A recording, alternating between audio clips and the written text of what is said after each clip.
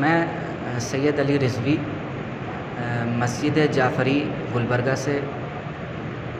تمام عالم اسلام کی خدمت میں یہ پیش کرنا چاہتا ہوں کہ یہ جو حالیہ وسیم رضوی نامی شخص نے جو ایک بیان دیا ہے کہ کورٹ میں کہ قرآن مجید کی 26 آیتیں جو اس نے یہ الزام لگایا ہے کہ ان آیتوں کو داخل کیا گیا ہے، اور اس نے کورٹ سے یہ درخواست کی ہے کہ ان آیتوں کو خارج کیا جائے، تو اس کے سلسلے میں ہم اس سے اظہار برات کرتے ہیں۔ اور پروردگار عالم خود قرآن مجید میں ارشاد فرماتا ہے کہ ہم نے اس ذکر کو نازل کیا اور وَإِنَّا لَهُ لَحَافِظُونَ، اور ہم ہی اس کی حفاظت کرنے والے ہیں۔ تو جو عقیدہ ہے ایک مسلمان کا، اس حساب سے قرآن مجید میں تحریف ممکن نہیں ہے، اور کسی چیز کا اضافہ کرنا یہ بالکل ممکن نہیں ہے۔ پروردگار نے بھی چیلنج کیا قرآن میں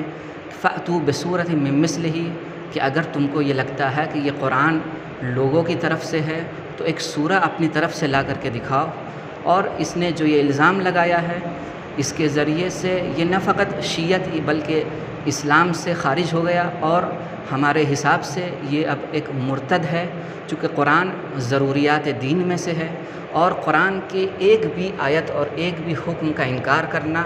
گویا در حقیقت پیغمبر کی شان کی توہین ہے، کہ جس کے بارے میں قرآن مجید ارشاد فرما رہا ہے کہ وَمَا يَنطِقُ عَنِ الْهَوَىٰ إِنْ هُوَ إِلَّا وَحْيٌ يُوحَىٰ، کہ پیغمبر اکرم صلی اللہ علیہ وآلہ وسلم یہ ایک چیز بھی، ایک بات بھی اپنے طرف سے نہیں بیان کرتے ہیں، جو بھی بیان کرتے ہیں وہ صرف وحی پروردگار ہے۔ تو اسی وجہ سے ان سب چیزوں کی روشنی میں یہ شخص، یہ جو ملعون شخص ہے، اس سے ہم اظہار برات کرتے ہیں، اور یہ اعلان کرتے ہیں کہ یہ شیعت نہیں، یہ بلکہ اسلام سے خارج ہے، اور یہ ایک مرتد شخص ہے۔ نہیں، شیعہ مسلک کی طرف سے یہ کہنا ہے کہ بات بالکل واضح ہے، اس کی سپورٹ کی کوئی وجہ ہی نہیں بنتی۔ جس نے قرآن کی ایک آیت کا بھی انکار کر دیا، گویا اس نے در حقیقت رسول کی شان میں گستاخی کی ہے، اور یہ کہا ہے کہ یہ آیت اللہ کی طرف سے نہیں ہے، جبکہ پروردگار قرآن میں کہہ رہا ہے کہ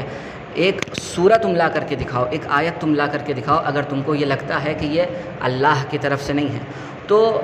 ہمارا موقف بالکل واضح ہے، یہ اس کا تعلق بالکل اسلام سے ہی نہیں ہے، اور یہ مرتد ہے،